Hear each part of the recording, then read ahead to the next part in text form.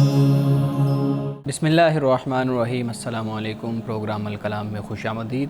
میں ہوں آپ کا ہوسٹ محمد شعیب رضا۔ ناظرین کرام، پروگرام کے پہلے حصہ میں ہم قرآن کریم کی کچھ آیات کو سمجھنے کی کوشش کرتے ہیں اور دوسرے حصہ میں اپنے عہد کے نمائندہ سیاسی، سماجی، مذہبی موضوعات پہ پیدا ہونے والے سوالات کے جوابات ایک نئے نقطہ نظر سے جاننے کی کوشش کرتے ہیں۔ حسب سابق ہمارے ساتھ شریک گفتگو ہیں جناب محمد امانت رسول صاحب۔ امانت صاحب، بہت شکریہ آپ کے وقت کا۔ میری معاونت کے لیے موجود ہیں شارق رسول۔ شارق، تھینک یو سو مچ۔ ناظرین کرام، آپ کے اسکرین پہ ہمارا واٹس ایپ نمبر آ رہا ہوگا، آپ اپنے سوالات ہمیں بھیج سکتے ہیں، ہم انشاءاللہ آپ کے سوالات کو ضرور ایڈریس کریں گے۔ امانت صاحب، جو کل کا پروگرام تھا اس میں ہم نے سورۃ الاعراف چل رہی ہے ہمارے گفتگو کے، تو سورۃ الاعراف کی جو آیت نمبر 125 اور 26 تھی، ہم اس کا مطالعہ کر رہے تھے، جس میں یہ بات بیان کی گئی ہے کہ وہ اب فرعون ان کو دھمکی لگا رہا ہے کہ میں تمہارے ہاتھ پاؤں مخالف سمتوں سے کاٹ دوں گا۔ اپنی گفتگو کا آغاز کیجیے۔ اس سے آگے آیت نمبر 125 ہے کہ جس میں جادوگر یہ کہتے ہیں کہ ہم کو اپنے رب ہی کی طرف لوٹنا ہے۔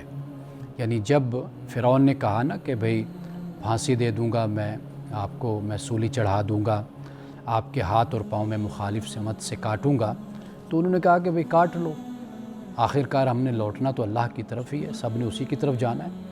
وہ جو قرآن پاک نے کہا نا کہ اینما تکونوا یدرککم الموت فی بروج مشیدہ، کہ جہاں بھی تم ہو موت تو وہاں آنی، چاہے تم کسی مضبوط قلعوں میں کیوں نہ تم بیٹھ جاؤ تو موت تو آئے گی۔ تو لہٰذا یہاں پر اسی حقیقت کو انہوں نے بیان کیا کہ الٹیمیٹ تو ہم نے خدا کے پاس، تم نے بھی جانا ہے اور ہم نے بھی جانا ہے۔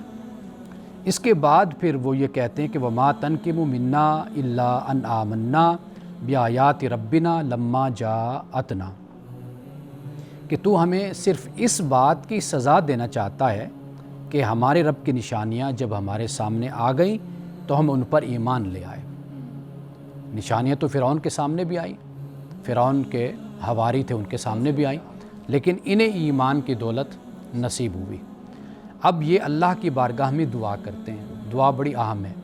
کہتے ہیں ربنا افرغ علینا صبرا وتوفنا مسلمین، اے ہمارے رب ہم پر صبر انڈیل دے، صبر کو انڈیل دے، افرغ، اور پھر وتوفنا مسلمین، اور ہمیں وفات دے اسلام پر، یعنی ہمیں اس حالت میں ہم دنیا سے جائیں کہ ہم تیرے فرما بردار بندے ہوں۔ یہاں پر جب مسلم کا لفظ ہم استعمال کرتے ہیں نا، تو اس سے مراد ہرگز کوئی قوم نہیں لینی چاہیے، بلکہ قرآن مجید میں جو اللہ تعالیٰ کا فرما بردار ہے وہ در حقیقت مسلم ہے۔ حضرت ابراہیم علیہ السلام کے لیے بھی یہ لفظ استعمال ہوئے، اور ہمیں بھی اللہ تعالیٰ نے مسلم نام دیا ہے، یعنی ہم کسی فرقے سے تعلق نہیں رکھتے، کسی مسلک سے نہیں رکھتے، کسی گروہ سے نہیں رکھتے، ہم صرف کیا ہیں، ہم مسلم ہیں، یعنی اللہ کے فرما بردار۔ یہ بنیادی بات ہے کہ جو، اور شاید ہم نے 2 دن پہلے اس پر بات ہم نے کی تھی کہ یہ بعد میں پھر نام دیے جاتے ہیں، یہ جو عصبیتیں پیدا ہوتی ہیں نا، تعصبات پیدا ہوتے ہیں، اس کے تحت پھر یہ بعد میں نام ہوتے ہیں۔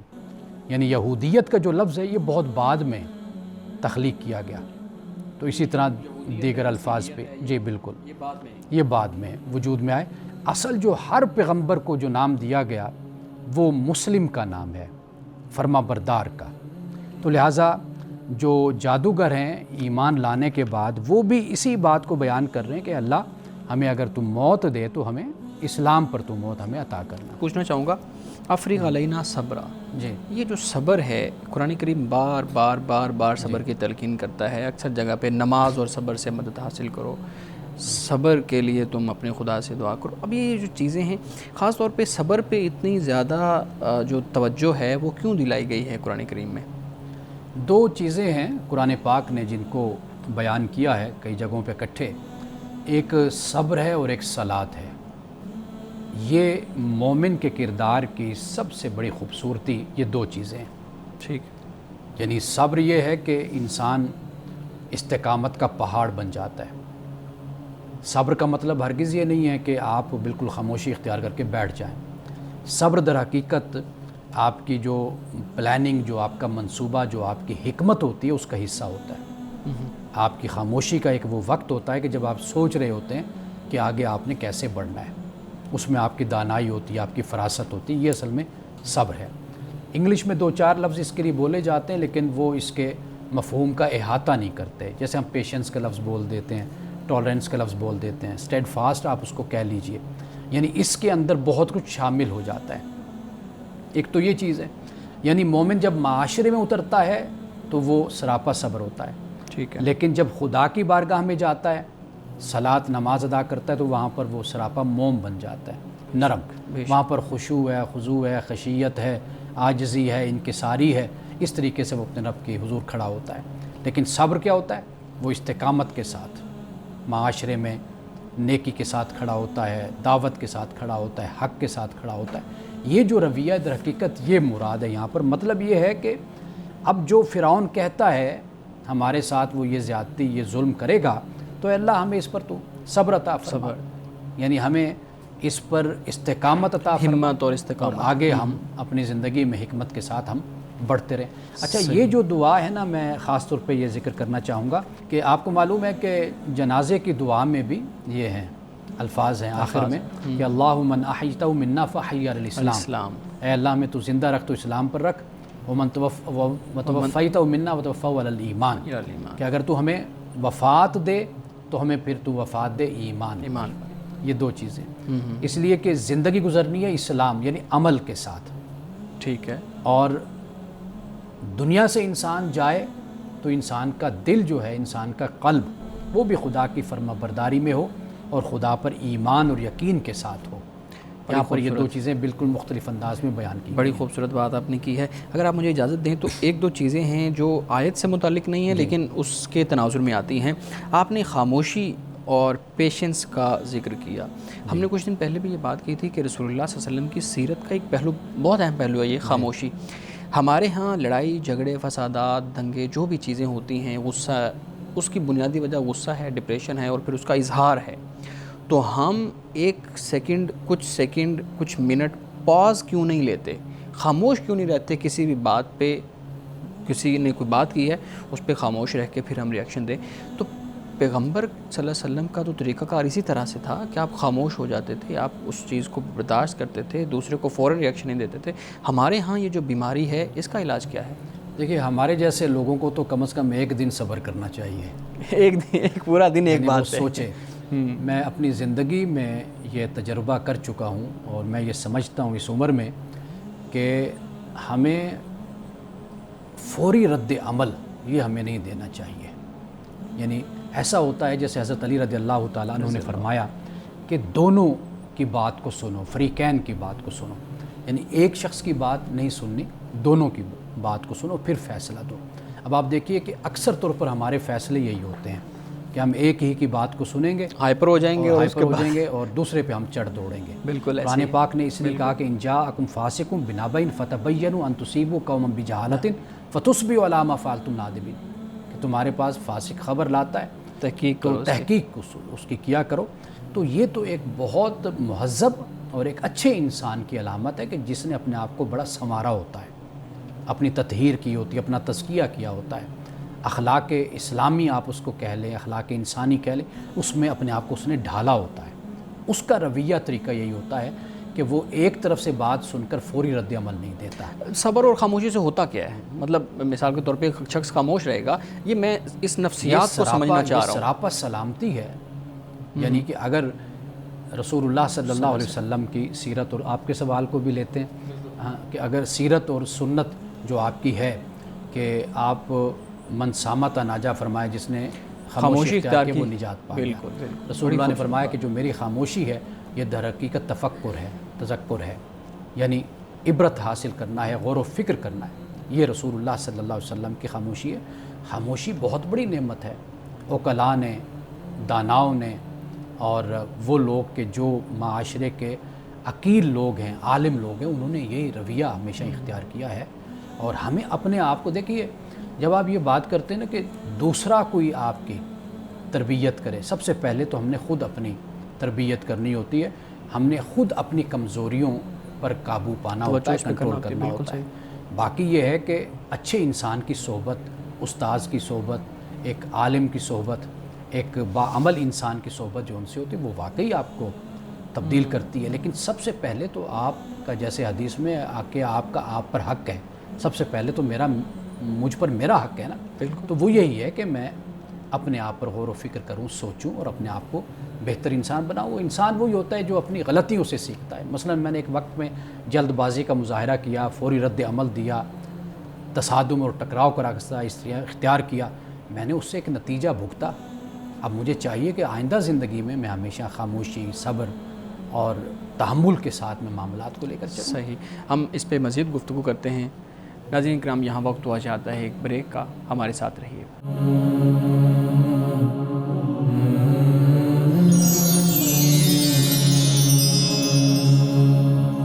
ویلکم بیک ناظرین. جی شارق، آپ سوال کرنا چاہ رہے ہیں؟ میں اسی حوالے سے اس میں ایڈ کرنا چاہوں گا کہ کچھ صورتیں تو ایسی ہوتی ہیں کہ جہاں پر خاموش رہنا بہتر ہوتا ہے کہ رد عمل نہ دکھایا جائے، لیکن کئی ایسی صورتیں ہوتی ہیں کہ جہاں پر آپ کو جواب دینا ضروری ہوتا ہے. تو وہ کون سی صورتیں ہیں، وہ کون سے معاملات ہیں، اور اسلام کی ان صورتوں کے حوالے سے کیا رہنمائی ہے؟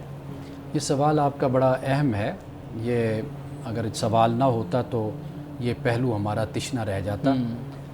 پہلی بات یہ ہے کہ ہم نے خاموشی اور سکوت کا جو ذکر کیا ہے، یہ ایک عادت کے طور پر ذکر کیا ہے. یعنی آپ اپنا یہ معمول بناتے ہیں کہ آپ ضروری بات بولتے ہیں، کہتے ہیں. کچھ لوگ ہوتے ہیں کہ جو غیر ضروری طور پر باتیں کرتے رہتے ہیں، بولتے رہتے ہیں، زیادہ بولنے کی عادت ہوتی ہے.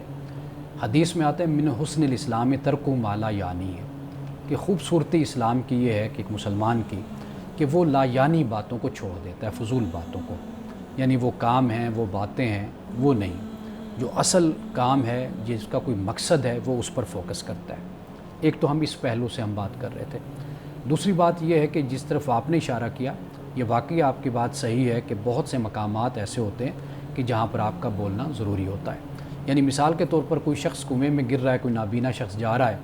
اب آپ کہیں کہ جی میں یہاں پہ خاموش رہوں کیونکہ یہ بڑے ثواب کا کام ہے، خاموش ہوں گا، تو نہیں. اب آپ کا یہاں پر خاموش رہنا یہ گناہ بن جائے گا. آپ کو چاہیے کہ آپ اس کو کنویں میں گرنے سے آپ اس کو بچائیں. ایک بات. دوسری بات یہ ہوتی ہے کہ کئی دفعہ ایسا معاملہ ہوتا ہے کہ کوئی شخص آپ کو تنگ کرتا ہے، ستاتا ہے. اب وہاں پر آپ شریف بن کر، خاموش بن کر رہیں گے تو وہ بھی ایک پریشانی کا پہلو بن جاتا ہے. وہاں پر یہ ہوتا ہے کہ آپ ایک مناسب انداز سے، مناسب طریقے سے آپ آگاہ کر دیتے ہیں. آپ اس کو وارننگ کہہ لیجیے، جو بھی لفظ کہیے. وہ یہ ہوتا ہے کہ بھئی تاکہ دوسرا شخص اس معاملے میں احتیاط کرے، پرہیز کرے، وہ رویہ اختیار نہ کرے جس سے آپ ٹیز ہوتے ہیں یا آپ ڈسٹرب ہوتے ہیں. تو ایسی بہت سی جگہیں، یعنی مثال کے طور پر کوئی مظلوم کا حق ہوتا ہے. اب آپ نے ایک حادثہ واقعہ دیکھا کہ قاتل نے مار دیا کسی شخص نے قتل کر دیا. اب آپ کی گواہی کی ضرورت ہے وہاں پر. آپ بالکل ہوش و حواس کے ساتھ آپ نے قاتل کو دیکھا ہے، آپ کو پتہ ہے کہ یہ شخص فلاں نام کا ہے، فلاں علاقے کا ہے، یہ فلاں مکان کا ہے، یہ فلاں کا بیٹا ہے یا باپ ہے یا بھائی ہے، جو بھی ہے، ہر چیز آپ پر واضح ہے 101%. اب آپ وہاں پر خاموشی اختیار کر کے بیٹھ جائیں تو یہ بھی گناہ بن جاتے ہیں. تو گویا کہ بہت سے مقامات ایسے ہیں کہ جہاں پر آپ کا بولنا ضروری ہوتا ہے. جیسے مثال کے طور پر رشتے کی بات کسی کی کہیں پر چل رہی ہوتی ہے. اب آپ کو پتہ ہے کہ یہ لڑکا ٹھیک نہیں ہے، یہ خاندان ٹھیک نہیں، یا آپ کو یہ پتہ ہے کہ یہ لڑکی ٹھیک نہیں ہے، اس کا خاندان ٹھیک نہیں. اب وہاں پر آپ کہتے ہیں مجھے کیا، میں کیوں بولوں، ان کے آپس کے معاملات ہیں. نہیں، ایسا نہیں ہے. اب آپ کو وہاں پر بولنا چاہیے، بتانا چاہیے کہ بھئی آپ کو میں یہ بات بتا رہا ہوں تاکہ ایسا نہ ہو کہ آپ کوئی بڑا فیصلہ کریں اور بعد میں پھر آپ اس پر پچھتائیں.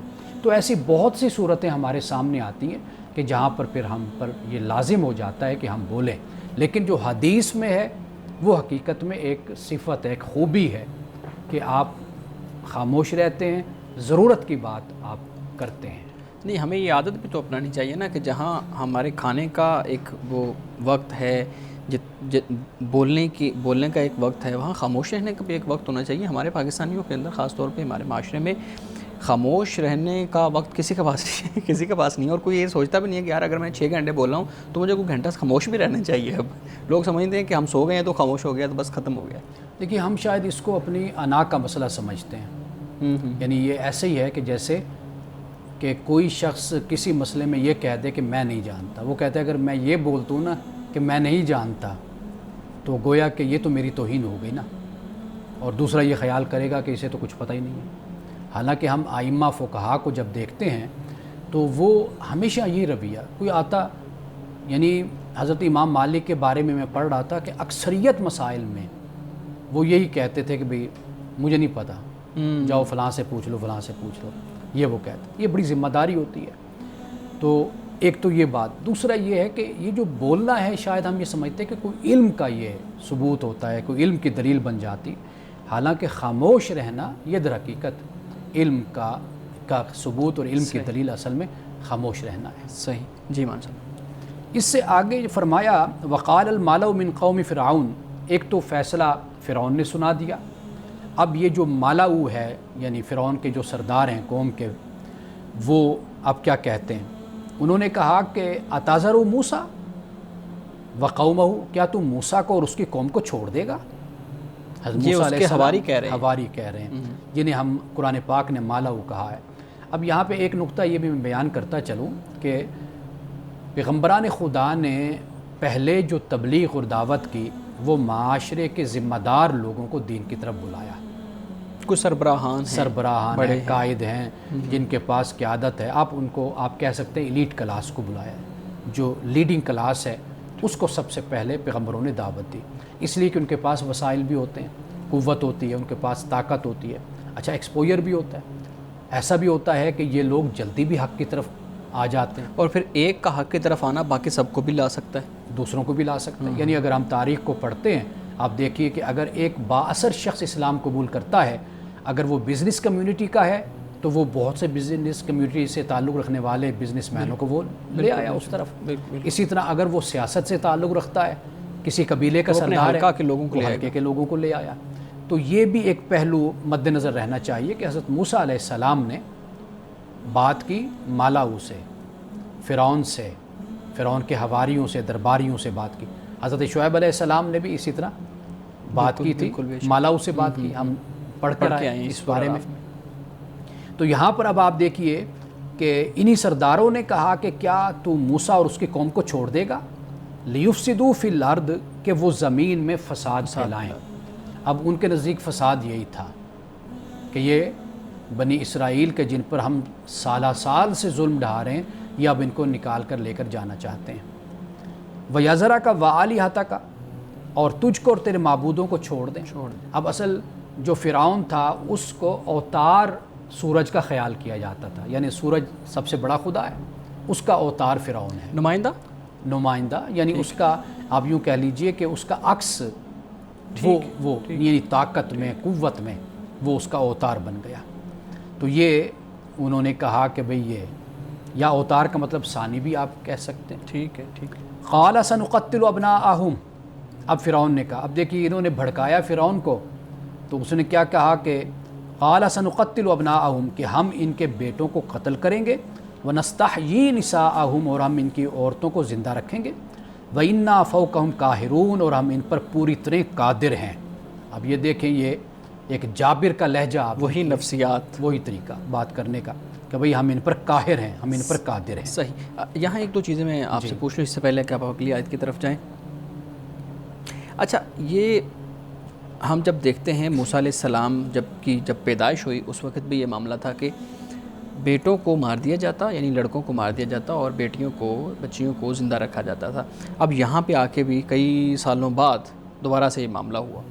میں پوچھنا یہ چاہتا ہوں کہ وہ پہلے تو چلیں سمجھ آ گئی نا کہ موسیٰ علیہ السلام جو ہے نا وہ ان کے لیے خطرہ ہو سکتے تھے، لیکن یہاں پہ آ کے کیا معاملہ تھا؟ یہاں پہ تو موسیٰ علیہ السلام کہہ رہے تھے کہ بنی اسرائیل کو میرے ساتھ بھیجو، ہم جائیں یہاں سے. تو پھر فرعون کو یہ خطرہ کیوں تھا کہ اس نے دوبارہ سے یہ معاملہ شروع کر دیا کہ ان کے بچوں کو مار دینا اور بچیوں کو زندہ رکھ دینا؟ اچھا، یہ معاملہ دوبارہ سے نہیں، یہ معاملہ چل رہا تھا. اچھا، اس وقت سے چل رہا تھا. ظلم کا، زیادتی کا، جبر کا، اور شدید طریقے سے ان کو سپریس کرنے کا، دبانے کا یہ سلسلہ چل رہا تھا. بنی اسرائیل کیونکہ ان کو پتہ تھا کہ ہم اس قوم سے نہیں ہیں، ہم نے ان پر اختیار حاصل کیا ہوا ہے، جبر کیا ہوا ہے، تو یہ کسی وقت بھی اگر اس کو چنگاری کو ہوا دی گئی تو یہ شعلہ اور آگ یہ بھڑک اٹھے گی. ان کو اس بات کا علم تھا. اب یہ جو ہے نا کہ سنقتل ابناءہم، کہ ہم ان کے بیٹوں کو مار دیں گے، یعنی اس سے مراد اصل یہ ہے کہ جیسے وہ کہتے ہیں نا کہ نسلوں کو ختم کر دینا، یہ ایک نسل کشی کرنا، ایک طرح کی دھمکی ہوتی ہے، جنوسائیڈ جس کو کہتے ہیں کہ بھئی چونکہ مرد جو ان سا ہوتا ہے وہ طاقت کی علامت تھا نا اس وقت، یعنی تجارت اس نے کرنی ہے. آج کی جو سہولتیں ہمیں میسر ہیں، جہاز کی، ٹرین کی، بسوں کی، سڑکوں کی، بڑے بڑے روڈز، موٹر وے، اس وقت تو یہ چیزیں نہیں تھیں. تو بیٹوں کو پھر استعمال کیا جاتا تھا. جنگ میں بھی بیٹے کام آتے تھے، اور اسی طریقے سے تجارت میں بھی بیٹے کام آتے تھے. ہر لحاظ سے بیٹے آگے بڑھتے تھے. تو بیٹوں کو مارنا در حقیقت یہی تھا کہ ان کو مزید غلامی میں ان کو رکھ لینا اور ان کی طاقت کو توڑ دینا. بیٹوں کو مارنے کا اصل مقصد یہ تھا. صحیح. یہ تو فرعون کا زمانہ ہے. آپ دیکھیے زمانہ رسالت میں بھی قرآن پاک بیان کرتا ہے کہ بیٹوں کی انکان ذا مال و بنین، کہ اس کو جو فخر ہے، جو یہ تکبر کا شکار ہے، یہ کافر اس وجہ سے کہ یہ مال والا ہے اور بیٹوں والا ہے. تو یہ وہ بات ہے کہ جسے یہاں پر قرآن پاک نے بیان کیا. ریسورسز بھی ہے اور مین پاور بھی ہے. ہاں، مین پاور، اصل افرادی قوت. صحیح. ناظرین کرام، یہاں وقت ہوا چاہتا ہے ایک بریک کا، ہمارے ساتھ رہیے گا.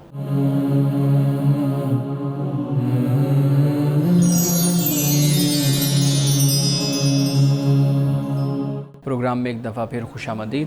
ہمارے صاحب، ہماری گفتگو ہو رہی ہے سنقتل ابناءہم ونستحیی نساءہم. اچھا، ایک اور اسی آیت کے اندر 2 لفظ استعمال ہوئے ہیں، وَيَذَرَكَ آلِهَتَكَ، کہ وہ تیرے بتوں کے لیے خطرہ ثابت ہو سکتے ہیں. یا اب یہاں پہ تو فرعون خود یہ کہہ رہا ہے کہ میں الہ ہوں اور میری پوجا کریں، مجھے ہی مانیں اور میں ہی خدا ہوں. اب مکالمے بھی ہمیں یہ چیز نظر آتی ہے، اس کی نفسیات سے بھی یہ چیز نظر آتی ہے. تو کیا فرعون بھی بتوں کی پوجا کرتا تھا جو یہاں پہ یہ وَيَذَرَكَ؟ دیکھیے، سورج تو سب سے بڑا ان کا معبود تھا نا. اچھا، وہ سورج کو بڑا معبود مانتے تھے. پھر یہ اوتار، فرعون اس کا اوتار بنا. ٹھیک ٹھیک. تو اور بھی یعنی ان میں رواج تو بتوں کا تھا. جیسے گائے کی مثال کے طور پر پوجا کی جاتی تھی، بچڑے کی پوجا کی. گائے کی پوجا تو پرانی شامل ہے نا، پوجا گائے کی وہ بھی شامل ہے. اور اس کے علاوہ بت بھی ممکن ہے کہ وہاں پر ایسے ہوں کہ جن کی پوجا کی جاتی ہو، لیکن جو ہمیں تاریخ سے معلوم ہوتا ہے وہ سورج ہے، پھر سورج کے اوتار ہیں. اور پھر باقی جو ایک قوم کی جب ایک عادت بن جائے نا پرستش کی یا توہمات کی، وہ پھر اس کے جو پجاری ہوتے ہیں، جو اس کے آپ کہہ لیں کہ جو مذہبی ان کے رہنما ہوتے ہیں، وہ پھر دیگر طریقوں سے اپنی قوم کو اپنے اس حصار میں بند کرنے کے لیے اور ان پر اپنا مذہبی جبر قائم رکھنے کے لیے وہ پھر اس طرح کے اور بھی عقائد اور نظریات کو گھڑ لیتے ہیں. سورۃ الانعام پڑھے نا، تو اس میں اللہ تعالیٰ نے اس کو بیان کیا. صحیح. ہم آخری سوال لیتے ہیں اسی سے متعلق، اس کے بعد پھر ہم اپنے متفرق سوالات کی طرف آئیں گے. جی شارق، آپ سوال کرنا چاہ رہے ہیں. جی، آپ اپنی ڈسکشن میں بتا رہے تھے کہ جو مذہب ہے اسلام، اس کا فوکس تھا کہ جو ایرسٹوکریٹ کلاس ہے، جو طاقتور ہے، ان طبقات کو ان کا تزکیہ کیا جائے، ان کو اخلاقی طور پر بہتر بنایا جائے. تو اکثر طور پر مذہب کے حوالے سے یہ اعتراض کیا جاتا ہے کہ مذہب کا جو فوکس ہے وہ ایرسٹوکریٹ کلاس ہی رہی ہے. ہمیشہ ان کو ضابطے ضوابط دیے گئے ہیں اور عام جو افراد ہیں ان کو نظر انداز کیا گیا ہے. تو اس یعنی جو اعتراض کیا جاتا ہے، اس کا کیا ایک کاؤنٹر دیا جا سکتا ہے؟ دیکھیے، جو بنی اسرائیل ہے نا، وہ عوامی طبقہ ہے، عوامی ہیں، یعنی عوام ہے. وہ ساری وہ بیچارے مظلوم ہیں، مزدور ہیں. ان کو غلام بنا لیا گیا. وہ مجبور لوگ ہیں، مقہور لوگ ہیں. یہ ہم ان کی بات کر رہے ہیں. یعنی بنی اسرائیل سے ہرگز یہ مراد نہیں کہ وہ مذہبی طبقہ تھا. کیونکہ کہا جاتا ہے کہ مذہب جو ہے وہ ڈیوائن اتھارٹی دیتا ہے جن کو. تو اس کانٹیکس میں پوچھ رہا ہوں. اچھا، وہ ایک تو یہ بات. دوسری یہ کہ آپ کو معلوم ہے کہ فرعون کے ساتھ بھی حامان اور قارون کا ذکر ہمیں ملتا ہے. اب حامان جو تھا وہ اس کا مذہبی پیشوا تھا، یعنی مذہبی مشیر آپ اس کو کہہ لیجئے. جو قارون تھا وہ در حقیقت سرمایہ دار تھا، طاقتور اس حوالے سے تھا، اس کے پاس سرمایہ تھا. یہ دونوں کردار فرعون کے پاس موجود ہیں. حضرت موسیٰ علیہ السلام تو تنہا ہیں، ایک ہارون ان کے ساتھ ہے اور اللہ کا دین ہے. اور وہ بھی اس کلاس سے نہیں ہے. ہاں، اس کلاس سے ان کا تعلق نہیں. یعنی وہ اتنا سفر کر کے پھر واپس آئے نا. آپ مدین میں دیکھیں وہ جو معاملات ان کے وہاں پر مدین میں انہوں نے کوئی 9-10 سال وہاں پر وہ مزدوری کی ہے. اور پھر وہاں پر حضرت شعیب کی بیٹی سے نکاح ہوا، پھر آپ وہاں پر آئے تو آپ کا تو تعلق بالکل دوسری کلاس سے بن جاتا ہے. تو اصل جو بات ہے وہ دیکھیے، دین کے معاملے میں لوگ فروعات میں الجھ جاتے ہیں، جزئیات میں چلے جاتے ہیں. جیسے ہم نے ایک پروگرام میں ذکر کیا کہ حضرت موسیٰ علیہ السلام کو ایک قوم پرست لیڈر بنا کر پیش کر دیا ہمارے کئی دانشوروں نے، جس کا حوالہ میں نے دیا تھا کہ موسیٰ سے مارکس تک اگر ہم دیکھیں، اور اس کے علاوہ یعنی سوشلزم اور کمیونزم سے جن لوگوں کا تعلق رہا، انہوں نے حضرت موسیٰ علیہ السلام کو اسی طریقے سے ہی اپنی کتابوں میں بیان کیا، لیکن دین کا معاملہ بالکل مختلف ہے. یہ جزیات ہیں، فروعات ہیں، لیکن جب ہم دین کی بات کریں گے تو دین کی تعلیمات خود اتنی طاقتور ہوتی ہیں کہ وہ انسان کے معاشرے کی خود اصلاح کر دیتے ہیں. یعنی مثال کے طور پر جب اللہ یہ کہے گا کہ انسان کو صرف اور صرف میں نے اپنی عبادت کے لیے پیدا کیا. اب عبادت سے مراد کیا ہے؟ عبادت سے مراد صرف نماز نہیں ہے، یعنی خدا کا جو قانون ہے، جو خدا کا نظام ہے، دین ہے، آپ نے اس کا پیروکار بننا ہے. اب اس کے مقابل کوئی بھی آتا ہے، آپ نے اس کا انکار کرنا ہے، وہ فرعون ہو، وہ حامان ہو، وہ قارون ہو، وہ کوئی بھی ہو.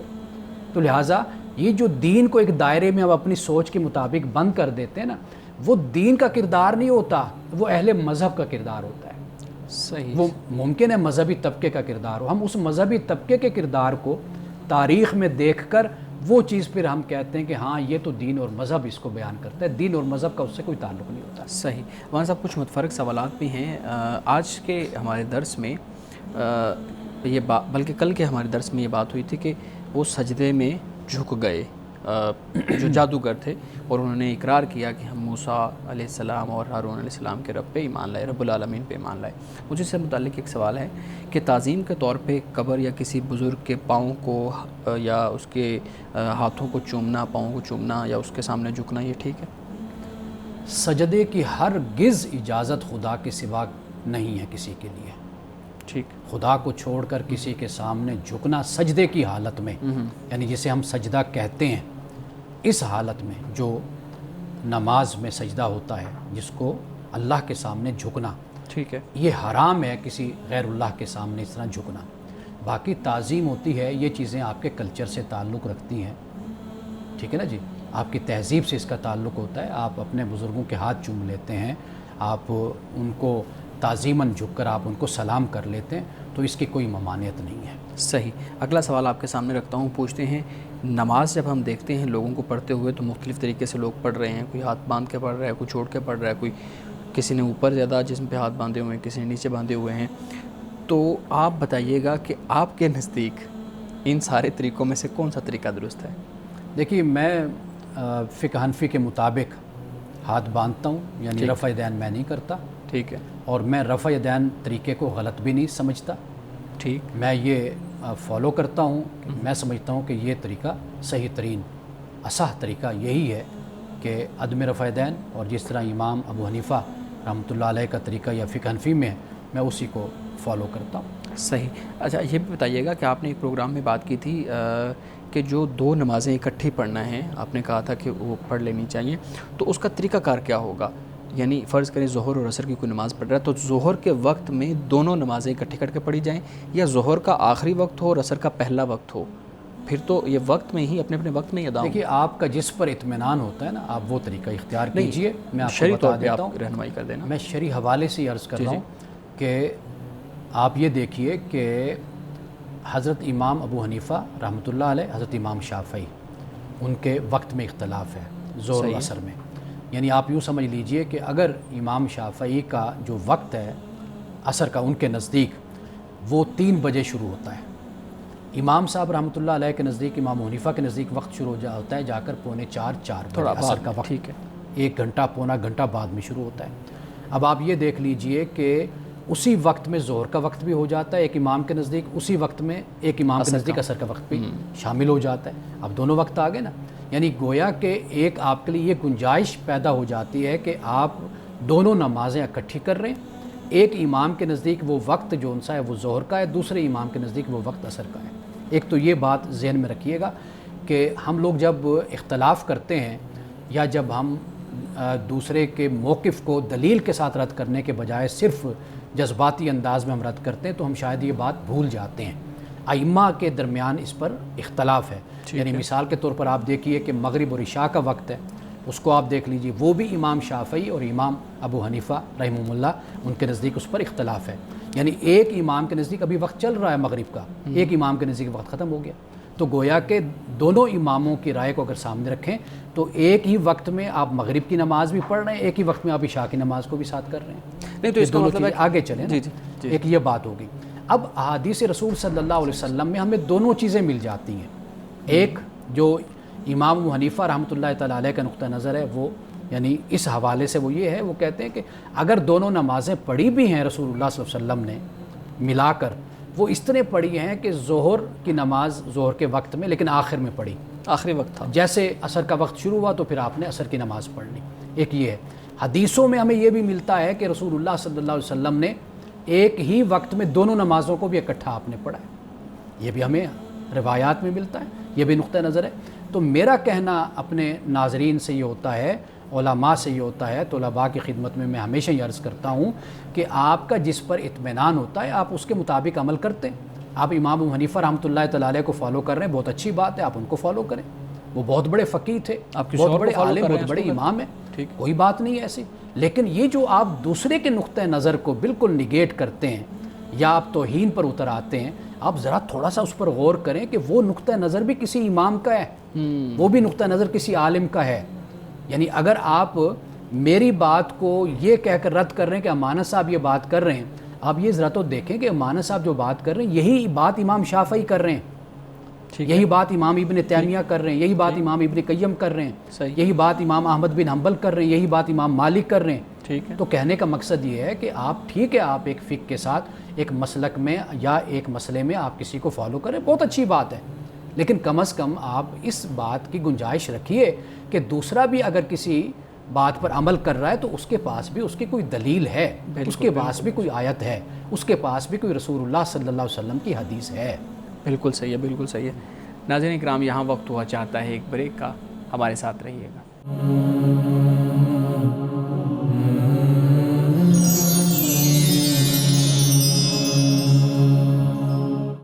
ویلکم بیک ناظرین. جی شارق، آپ سوال کرنا چاہ رہے ہیں. جی، دنیا میں کئی سائنسی تجربات کیے جا رہے ہیں کہ جن کے ذریعے زندگی کو طویل کیا جا رہا ہے اور یہ کہا جا رہا ہے کہ مستقبل میں اس بات کا امکان ہے کہ موت پر انسان غالب آ جائے گا.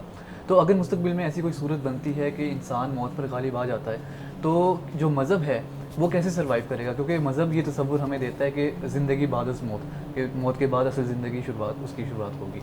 اچھا، جب موت ہی نہیں ہوگی تو پھر مذہب کی تو زیادہ ضرورت پڑے گی، اس لیے کہ لمبا ٹائم پیریڈ لمبا وقت ہے. تو پھر مذہب انسان کی رہنمائی کرتا ہے عدل و انصاف کے حوالے سے، عبادت کے حوالے سے، معاشرت کے حوالے سے، سیاست کے حوالے سے، انسان کی ازدواجی زندگی کے حوالے سے، تعلقات عامہ کے حوالے سے، جو انسان کے ایک دوسرے سے تعلقات ہوتے ہیں اس کے حوالے سے. پھر تو مذہب کی اور زیادہ ضرورت پڑ گئی، کیونکہ اب تو یہ ہے کہ میں آیا، میں نے ایک طبی موت، جو طبی زندگی میری ہے وہ میری گزری، اس کے بعد میں دنیا سے چلا گیا. زندگی گزری، انسان دنیا سے چلے گئے، لیکن معاملہ یہ کہ اب میں جب مروں گا ہی نہیں، میری لمبی زندگی ہوگی، تو مطلب یہ کہ پھر تو مجھے مذہب کی زیادہ ضرورت پڑ جائے گی نا. ایک تو یہ بات ہے. دوسری بات یہ کہ مذہب کا یہ موضوع ہی نہیں ہے. مذہب کا اصل جو ہے وہ یہ ہے کہ آپ کو ہدایت دینا، آپ کو رہنمائی دینا.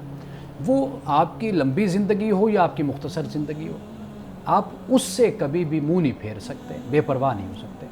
وہ آپ کو ہر دم اس کی ضرورت ہے. تو لہٰذا مذہب جو مرنے کے بعد کا معاملہ ہے وہ تو خدا کے ساتھ ہے، وہ تو آپ کے ایمان کا معاملہ ہو جاتا ہے. مذہب کا یہ ہے کہ آپ زندگی جو گزارنی ہے یہ آپ کی کیسے ہونی چاہیے، اس پر آپ فوکس کریں. جی، تو خواب دو طرح کے ہوتے ہیں. ایک وہ خواب ہوتا ہے جو کہ ہماری زندگی کے تجربات سے منسلک ہوتا ہے، اور دوسرا وہ خواب ہوتا ہے جو کہا جاتا ہے کہ غیب سے آتا ہے، اللہ تعالیٰ کی طرف سے آتا ہے. تو کیا اللہ تعالیٰ واقعی میں انسان کو اس کا مستقبل خواب کے ذریعے دکھا سکتا ہے؟ دیکھیے، خواب کے ذریعے سے بہت سی رہنمائی انسان کو ملتی ہے، لیکن ایک بات آپ ذہن میں رکھیے کہ خواب صرف اور صرف یقینی اور قطعی خواب صرف پیغمبر کا ہوتا ہے. ٹھیک، یعنی وہ ایسے ہے کہ جیسے سورج روشن ہے، دن چمک رہا ہے، اس طرح پیغمبر کا خواب ہوتا ہے. باقی غیر نبی جو ہے، جیسے ہم لوگ ہیں، تو ہمارا خواب کسی نہ کسی اثر کے تحت ہو سکتا ہے. یعنی ایک تو یہ ہے کہ جیسے ہماری کچھ سوچ ہے، ہماری فکر ہے، اس کے اثرات ہو سکتے ہیں. ممکن ہے کہ تبخیر کا معاملہ، معدہ ڈسٹرب ہو، اس کی وجہ سے خواب ڈراؤنے بھی آتے ہیں. ایک یہ ہے کہ آپ اللہ سے رہنمائی طلب کرتے ہیں کہ اللہ میری رہنمائی فرما، تو رہنمائی بھی آپ کی ہو سکتی ہے. تو مستقبل کا نقشہ، مستقبل کے حوالے سے رہنمائی بالکل خواب کے ذریعے سے ہو سکتی ہے، لیکن آپ یہ بہرحال ایمان رکھیے کہ یہ ظنی ہے، جی، یقینی یہ بات نہیں ہے. ہمارے ہاں کئی لوگ ایسے ہوتے ہیں جو مستقبل جاننے کا دعویٰ کرتے ہیں، لیکن ہم یہ بھی جانتے ہیں کہ غیب کا جو علم ہے وہ صرف اللہ کے پاس ہے. تو یہ جو دعوے کیے جاتے ہیں مستقبل جاننے کے، یہ کس حد تک درست ہیں؟ یہ بات پھر میں اپنے الفاظ کو دہراؤں گا کہ یہ سب کچھ ضنی ہوتا ہے۔ اللہ نے اپنی مخلوق میں، انسانوں میں بڑے مختلف انسان پیدا کیے ہیں، یعنی لوگوں کے پاس بڑا ایکسٹرا آرڈنری صلاحیت لوگوں کے پاس ہوتی ہے۔ وہ مستقبل کو پڑھ لیتے ہیں، وہ حالات کو دیکھ لیتے ہیں، وہ آپ کی شخصیت کا جائزہ ایسے بیٹھے بیٹھے لگا لیتے ہیں، اس کی روشنی میں پھر آپ کی رہنمائی کرتے ہیں۔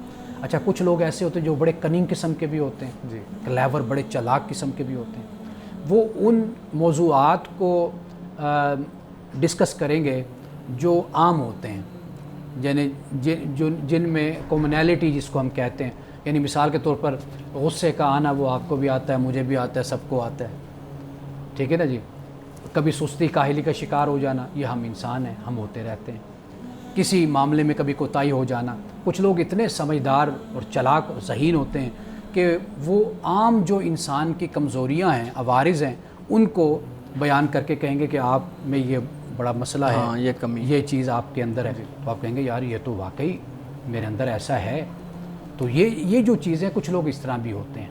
کئی لوگ واقعی ان کی نظر ایسی ہوتی ہے کہ وہ مستقبل کو دیکھ لیتے ہیں، لیکن اس کا تعلق نہ کوئی مذہب کے ساتھ ہوتا ہے، نہ اس کا کوئی تعلق کسی اور چیز کے ساتھ ہوتا ہے۔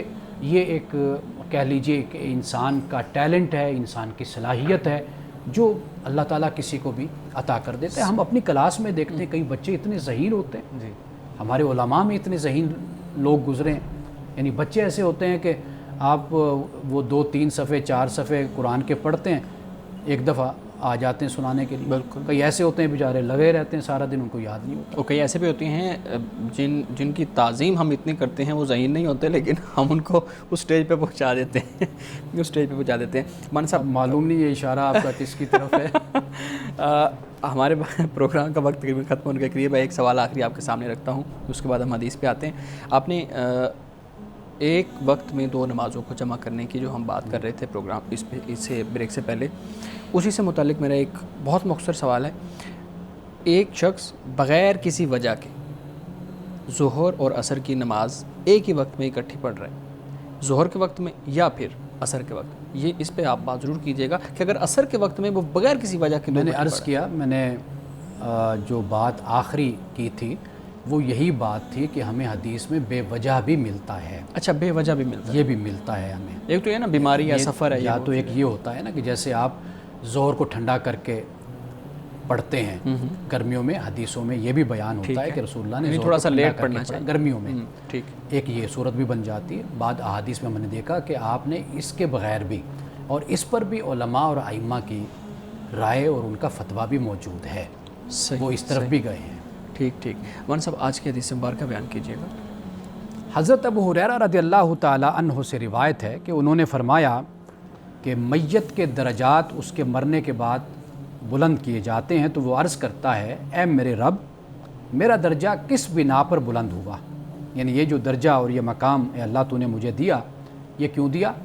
تو اسے یہ کہا جاتا ہے کہ والدک استغفر لک، کہ یہ تیری جو اولاد ہے نا، تیری اولاد نے تیرے لیے استغفار کیا ہے، اس کی وجہ سے یہ تیرا درجہ بلند ہو گیا۔ لیکن یہ بات ناظرین یاد رکھیے کہ اولاد کی تربیت والدین کرتے ہیں، تو گویا کہ والدین جب اپنے بچوں کی اچھی تربیت کرتے ہیں، یہ ان کے لیے صدقہ جاریہ ہوتی ہے، تو اولاد کا کوئی بھی اچھا عمل ہوگا اس میں سے ضرور اجر والدین کو ملے گا۔ ناظرین کرام، اس دعا کے ساتھ پروگرام کا اختتام کریں گے۔ اللہ رب العزت حسن کلام اور تاثیر کلام عطا فرمائے، ہماری زبان کے گروں کو کھول دیں اور سننے والوں تک خیر کا پیغام پہنچے۔ اجازت دیجیے، خدا حافظ۔